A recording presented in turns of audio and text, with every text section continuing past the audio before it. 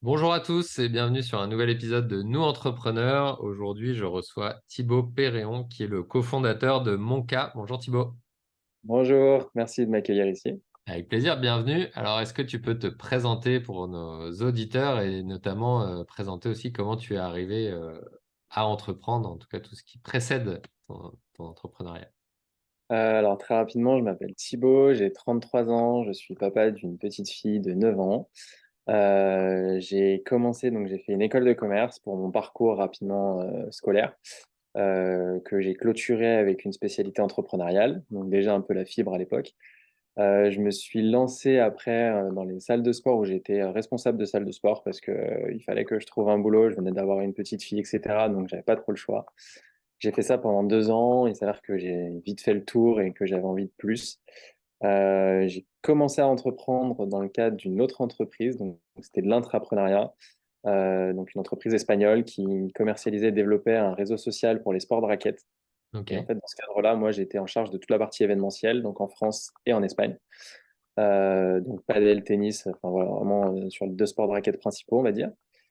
Et donc, j'ai fait ça pendant 3 ans. Et à un moment, j'ai eu envie de me lancer à mon propre compte. C'est-à-dire que mon associé avait aussi cette volonté de se lancer à l'époque sur un domaine qui était proche de celui que je voulais développer.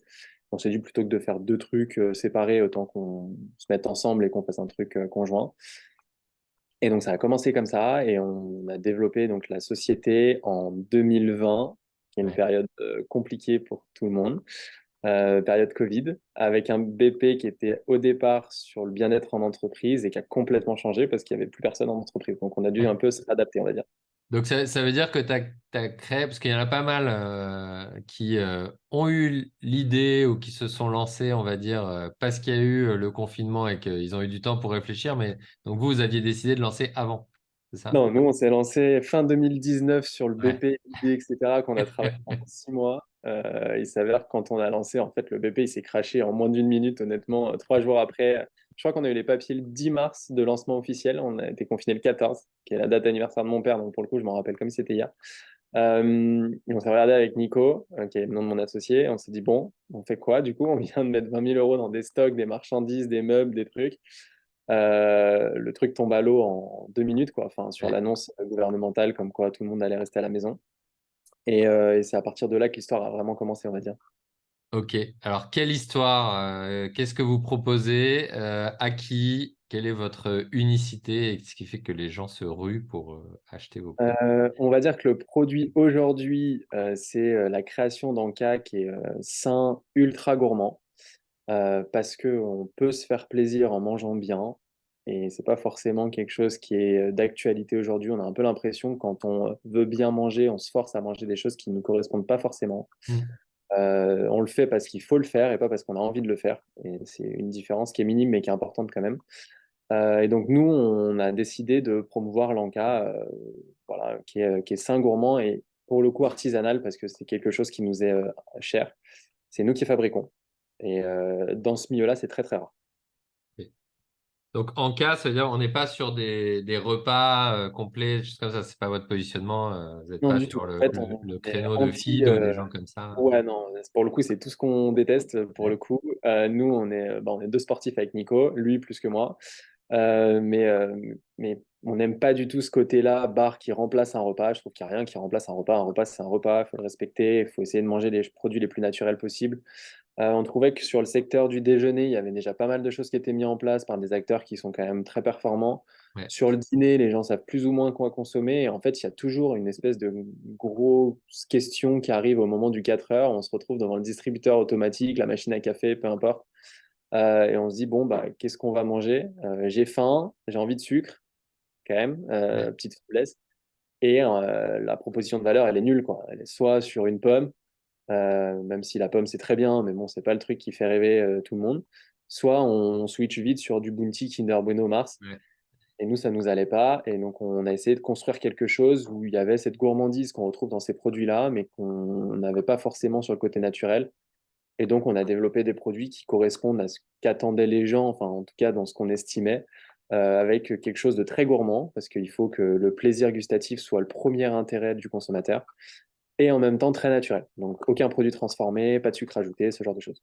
Ok, c'est marrant, ça me fait penser, alors que c'est un domaine assez différent, à Thomas Lemal avec OE, je sais pas si tu connais, Ouais, c'est une ils sont à boisson, non? Bèze, et leur slogan, c'est le bio par le bon, donc il dit aussi, ok, c'est bien de faire du vin bio, ils ont beaucoup de travail sur l'emballage, etc.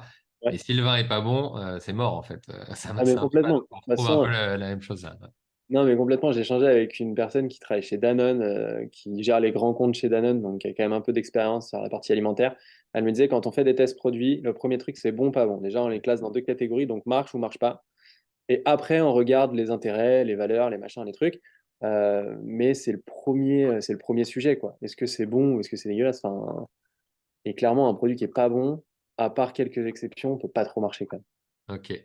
Et donc, vous distribuez en ligne, en point de vente. Alors, j'ai vu sur des posts que tu communiques beaucoup sur LinkedIn. On en parlait avec beaucoup de transparence et j'ai vu pas mal de choses, notamment dans l'escalade, que ça avait l'air de plaire beaucoup dans les salles d'escalade. Mais c'est quoi vos canaux de distribution? Alors, on en a plein, ils sont multiples, peut-être un peu trop, ça c'est à voir après en interne, mais en tout cas, c'est une stratégie affinée. Alors, on a un petit peu de online, ça représente vraiment rien, on est à moins de 5% du chiffre d'affaires, on aimerait vraiment faire grossir ce chiffre-là parce que c'est un canal de distrib qui est important pour nous, pour plusieurs raisons, parce qu'on ne peut pas toucher tout le monde, mine de rien, on est dans pas mal de points de vente, mais malgré tout, sur la partie rurale, des fois, c'est un peu plus compliqué, donc on aimerait que toutes les personnes puissent potentiellement consommer nos encas et pas besoin d'aller forcément à Paris, Lyon, Marseille pour pouvoir les trouver. Donc ça, c'est la première chose. Et la deuxième, après, on est en point de vente physique. Donc nous, on a beaucoup d'acteurs B2B avec lesquels on travaille. En grand compte, on va avoir Monoprix, la grande épicerie de Paris, le groupe Keep Cool, Néonès aussi, qui sont des salles de sport. Beaucoup de box de CrossFit. Euh, on a quelques spas aussi avec lesquels on travaille. Donc, on a vraiment des canaux de distribution qui sont très variés. Et après, on a de la distribution spécialisée, donc Naturalia Biocop, avec lesquels aussi on travaille sur la partie locale. Donc, on a une quinzaine d'acteurs sur la région. Et au global, ça nous fait pas loin de 800 distributeurs aujourd'hui, un peu partout en France. Ok. Donc, ça commence à faire un chiffre qui est assez intéressant, Ouais. euh, avec pour but, bien évidemment, de le faire grossir encore plus dans les mois à venir. Ok, top. C'est quoi la dynamique de votre secteur en ce moment? Alors, sur le secteur alimentaire, c'est le seul qui est en progression, c'est sur la partie snacking. Ok. Sans le savoir forcément, parce que nous, on s'est un peu lancé comme ça avec Nico, on a fait un petit BP et tout, mais on ne s'est pas non plus acharné là-dessus. Sans le savoir, on a choisi un produit qui était plutôt avec le vent en poupe, donc ça c'est bien, parce que bah, les gens consomment de plus en plus vite, fast, etc. Et ils ont ce besoin d'avoir des produits qui correspondent à leurs attentes rapidement. Et il s'avère que via nos produits, on est aussi distribué en marque blanche, je l'oubliais, mais on travaille avec Cogent, les restaurants sur Paris. Et donc, en fait, on distribue toute la partie dessert énergétique des restaurants Cogent. Ok. Donc, bonne dynamique. Et comment est-ce que Ouais. vous arrivez, tu parlais d'une volonté de faire vous-même. Donc, j'imagine que quand on est quand même une jeune entreprise, la montée en puissance, ça doit être en niveau production intéressant à gérer. Est-ce que tu peux nous en dire un petit peu plus? Je sais pas si c'est le terme que j'aurais dit intéressant, mais on va dire, J'ai pas on a- voulu orienter, donc voilà. non, c'est plein de problèmes. Et en même temps, c'est aussi la partie un peu excitante du boulot, de se dire qu'on est en capacité de pouvoir sortir des gammes quand on veut, de pouvoir sortir des nouveautés ou s'adapter à une demande d'un client spécifique quand on le souhaite. Donc ça, c'est cool. Et puis, ça nous permet d'ouvrir aussi potentiellement bah, des canaux de distribution qu'on n'aurait jamais ouverts si on était fermé avec un producteur en marque blanche et on faisait juste du marketing autour de ça. Non, c'est super bien d'avoir choisi ce style de développement-là parce qu'ils ne sont pas nombreux sur le secteur à le faire. Par contre, c'est plein de problématiques. On a des problèmes de ressources humaines, on a des problèmes de machines, ça demande des investissements qui sont assez lourds quand même parce que dès qu'on passe sur de l'industrialisation, ça coûte cher. Donc c'est compliqué, mais on va dire, elle est intéressant, je t'accorde le terme, même si non, c'est vraiment beaucoup de problèmes à gérer au quotidien, c'est quand même pas facile. Ok. C'est quoi votre ambition avec mon cas, du coup, vous voulez l'emmener où, cette entreprise? On est tous les deux très ambitieux, je pense, par enfin, nos différents parcours sportifs notamment. On se fixe pas trop de limites. Franchement, si on peut aller le plus haut possible, on ne gênera pas pour y aller. on n'a pas ce côté où on veut rester une petite boîte, etc., en disant on fait notre petit truc dans notre coin au niveau local, tout ça. Pas forcément. On a choisi un nom internationalisable, comme je disais tout à l'heure, parce qu'on a cette volonté d'aller dans d'autres pays aussi. Euh, Très franchement, moi, je ne me fixe pas de limite. Je trouve qu'on a un vrai produit qui est différenciant. On a une vraie création de gamme. Parce qu'encore une fois, sur les produits concurrents, on est soit sur des produits très sains avec des valeurs nutritionnelles qui sont vraiment poussées au maximum, soit sur des produits ultra gourmands avec des valeurs nutritionnelles qui sont catastrophiques. L'entre-deux n'existe pas trop. Euh, C'est soit très chiant, soit très mauvais pour la santé. ouais, alors je voulais pas dire le mot chiant, mais je le pense C'est moi qui l'ai fortement. dit. Voilà, moi, c'est des produits que j'aime pas consommer parce que je suis un peu le gourmand de l'équipe. Et en fait, moi, voilà, j'ai envie, quand je mange quelque chose, de manger quelque chose qui m'attire, que je trouve bon et où j'ai un vrai plaisir. Donc, non, je trouve qu'on a un vrai produit différenciant et par rapport à ça, du coup, on n'a pas trop de limites sur le développement. Donc, pour l'instant, on reste sur la France, mais si à terme on a des distributeurs à l'étranger, on les prendra. Et pareil, si on doit attaquer le marché de la GMS, on le fera. Si on a des gros distributeurs, ce qui nous est arrivé, qui nous ont sollicité, on répondra aux sollicitations, même si c'est pas quelque chose qu'on attendait forcément cette année. Mais voilà, on n'a pas trop de limites. Cool. Est-ce que, comment dire, ça fait donc, on va dire, 4 ans que la boîte est lancée. Au final, c'est peu et en même temps, bah, dès le premier jour, vous avez déjà eu des événements à gérer. Quel est ton plus grand apprentissage depuis que tu t'es lancé? Attends, c'est une bonne question ça. Je dirais savoir rester à peu près calme en toutes circonstances. Je trouve que le rôle aujourd'hui du chef d'entreprise, c'est savoir gérer des problèmes. Alors, mon chef d'entreprise, c'est celui qui gère mieux les problèmes que les autres. Euh, donc, ça t'apprend à tout minimiser, entre guillemets, et que chaque problème a une solution, enfin, pour la plupart. Euh, c'est ce que ça m'a appris le plus fortement, on va dire, de créer la boîte parce que, bah, comme tu l'as dit, on est arrivé, on a eu des problèmes au bout de 3 jours vu que bah, notre BP il est tombé à l'eau alors que ça faisait 6 mois qu'on bossait dessus. Ensuite, on a lancé un autre concept, pareil, qui était compliqué, avec des marges qui étaient compliquées, avec une gestion qui était très complexe. Donc, on a aussi changé suite à ça au bout d'un an. Ensuite, quand on a lancé la nouvelle marque, on s'est fait attaquer en justice par Nestlé parce que le nom n'allait pas. En fait, on a géré que des problèmes, quoi. Donc je dirais que c'est ce que ça m'a appris le plus. C'est vraiment la gestion de problème. Ok. Si tu te projettes par rapport à ton ambition, ça va être quoi le prochain apprentissage qui va être nécessaire? Euh, alors, nous, on vient pas du tout du milieu de la distribution, du secteur enfin, de l'alimentaire. Donc ça aussi, on a beaucoup appris là-dessus, par la force des choses, parce qu'à un moment donné, de toute façon, tu es en phase de contraintes et que tu es obligé de répondre à ces problématiques-là. La logistique, on connaissait pas, on a appris sur le tas. La production, on connaissait pas du tout, on a appris sur le tas. Enfin, les machines, on connaissait encore moins. Et puis, alors pour le coup, on n'est pas bricolo 1 gramme avec Nico, donc dès qu'on a un problème, on est en panique. Donc, on a tout appris sur le tas. Et je pense que le gros souci, on s'en rend compte là, c'est que demain, si on travaille avec des gros acteurs, ça sera vraiment la partie logistique qu'il faut, un, réussir à optimiser. Et deux, mine de rien, quand on travaille avec la grande surface, ça reste des clients qui sont assez cadrés avec vraiment des chaînes logistiques qui sont structurées de A à Z et on ne peut pas sortir du cadre. Et nous, il faut qu'on réussisse à s'adapter à cette partie-là, alors que bah, enfin, c'est pas notre métier, on n'y connaît rien. Et Ouais. du coup, on a ces problèmes-là qui peuvent être vraiment importants pour le coup. Ok, top. Tu disais que tu avais fait une spécialité entrepreneuriale pendant tes études. Ouais. Entre ce que tu as vu pendant, je sais pas, cette année-là et la réalité, pareil, pas pareil, différent. Non, c'est un monde d'écart. Non, non, c'est le jour et la nuit. Enfin, honnêtement, on n'est pas du tout préparé quand on arrive en tant qu'entrepreneur. On a l'impression que tout va être facile, que forcément le produit, tout le monde l'attend sur le marché, qu'on a une idée de génie.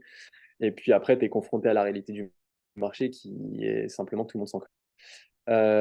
Et que si tu n'arrives pas à faire passer ton produit parce que tu es toi différent des autres et parce que tu vas insuffler un nouveau courant de pensée, parce que tu es dynamique, parce que tu es sympathique, parce que tout ça, en fait, bah, ton produit, tout le monde s'en fout, quoi. Donc, la commercialisation d'un nouveau produit aujourd'hui, à part si tu as une vraie inno technologique qui est quand même rare enfin, qui est de plus en plus rare, ou qui est limitée sur les gros groupes, franchement, c'est super dur. Et donc, ce cap-là, on ne te l'apprend pas à l'école.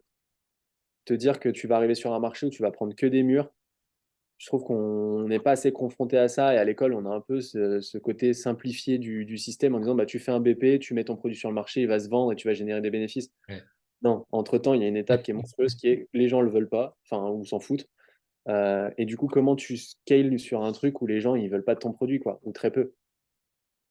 Surtout que nous, on n'a pas d'inno, enfin, entre guillemets, on a une inno parce que le produit il est cool, il est bon et que malgré tout, il sort quand même du cadre, mais on n'a pas une vraie inno technologique. Et je trouve que cette barrière-là, elle est super costaud. Et si tu n'arrives pas à passer outre, bah, t'es mort, quoi. Ouais. Une vraie force de caractère pour se dire, bah, quand on me dit non, j'y retourne, encore, encore, encore, encore, jusqu'à ce qu'à un moment donné, on dise un oui tous les 50 non, mais à la force, bah, tu vas aller chercher de plus en plus de oui, mais ça prend du temps. Ouais.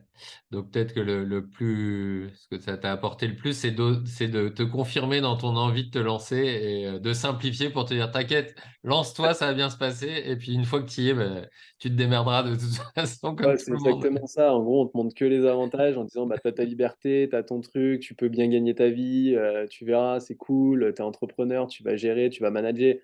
En fait, le gros du boulot, c'est déjà tu manages pas, tu es dans l'opérationnel à 100%. Et encore une fois, c'est très très dur. Et moi, j'ai plein de potes qui ont entrepris et qui ont lâché assez vite aussi Ouais, parce que malgré tout, à un moment donné, il faut c'est pouvoir dur. survivre de ce qu'on fait, quoi. Donc c'est compliqué. Ouais, ça marche. On arrive déjà là sur la toute fin. Est-ce qu'il y a une question que je ne t'ai pas posée, un sujet sur lequel tu voulais t'exprimer? Euh, Moi, je dirais peut-être pareil sur un peu l'idéologie où le dirigeant d'entreprise est quelqu'un qui va forcément très bien gagner sa vie, alors que pas forcément. Tous les gens que j'ai autour de moi, franchement, à part quelques belles réussites, sont un peu tous en galère. Euh, Parce qu'on a des investissements, parce que tout ce qu'on gagne, on le remet. Et j'ai des gens autour de moi qui font 2 3 millions d'euros de CA, donc qui font des vrais chiffres d'affaires très importants et qui pourtant continuent de se payer vraiment le minimum syndical. En fait, c'est vraiment ce côté-là, moi, que j'aimerais remettre un peu l'église au milieu du village. Un chef d'entreprise, il est là pour développer son business. La plupart du temps, il ne gagne pas forcément ultra bien sa vie. Il le fait parce que c'est un passionné. Il met toujours un peu ses salariés en avant et il privilégiera toujours ses salariés plutôt que lui-même. Et je trouve que faut en avoir conscience quand on lance sa boîte, c'est qu'on ne le fait pas pour l'argent, on le fait parce qu'on est passionné, parce qu'on a une idée, qu'au bout du compte, peut-être que dans quelques années, on gagnera sûrement plus, enfin, je nous le souhaite, hein, mais qu'une personne qui est restée un peu salariée, qui a pris un peu moins de risques. Mais par contre, c'est dur, c'est long, c'est fastidieux. Enfin voilà, c'est vraiment le truc qui est important pour moi d'évoquer parce que souvent, moi, quand j'entends les jeunes et de temps en temps, j'échange avec eux, ils sortent d'école de commerce, t'as l'impression qu'en 6 mois, ils vont devenir millionnaires, ils ont rien compris, quoi. Enfin, honnêtement, t'en as un parmi 100 000, mais Ça arrive, mais comme au loto, ça arrive aussi. voilà, exactement, c'est très très rare. Il faut juste qu'ils se disent que quand tu entreprends, c'est parce que tu as une vraie volonté, parce que c'est ta passion, mais pas parce que tu vas gagner de l'argent. Enfin, pas tout de suite en tout cas. Ouais, carrément. Bah, d'ailleurs, on voit, j'ai interviewé pas mal de monde qui, et c'est mon cas aussi, hein, bosser dans des grands groupes, etc., position confortable, un bon salaire, etc. C'est souvent un vrai frein au fait de se lancer, parce que c'est assez rare, effectivement, que jour 1, voire jour 700, tu gagnes autant que ce que tu gagnais en tant que salarié. Et Super. bon, en général, tu t'en rends quand même assez compte dès que tu mets deux, trois chiffres dans un tableau, mais c'est vrai Ah que ouais, non, mais c'est clair. Mais même bon, des fois, la notion, elle est encore un peu mince, tu vois. Les gens, ils ont un peu l'impression que c'est facile et que ça va se faire tout seul, mais compliqué. yes, top. Qu'est-ce que les gens qui nous écoutent, entrepreneurs du Rhône, peuvent faire pour toi? Est-ce que tu as un appel à l'action? Alors, pour le coup, je suis pas du genre à demander quoi que ce soit, j'aime pas un peu ce côté-là, mais après, s'ils veulent échanger, etc., moi, je sais que je suis très présent sur LinkedIn et j'aime bien échanger avec les gens autour de moi, pas pour recevoir quelque chose d'eux, mais plus pour apprendre. Donc, je parle avec plein de gens, alors des dirigeants, des gens qui sont pas forcément dirigeants d'entreprise, des étudiants qui ont envie de développer et tout. Donc, faut pas qu'ils hésitent à m'envoyer potentiellement un message parce que je trouve ça cool d'aider, de parler, d'expliquer un petit peu notre parcours, le leur, enfin voilà. Et je trouve que le côté un peu café entrepreneur, j'aime bien, je le fais de temps en temps. Et c'est la meilleure moyen d'évoluer et puis de sortir un peu la tête de l'eau, je trouve ça cool. Top, génial. Eh ben, écoute, Thibaut, merci beaucoup d'avoir répondu à mes questions et d'avoir joué le jeu de l'interview. Et puis, à très bientôt Ah, à merci à tous toi, sur un Benjamin. nouvel épisode. Ciao. Salut.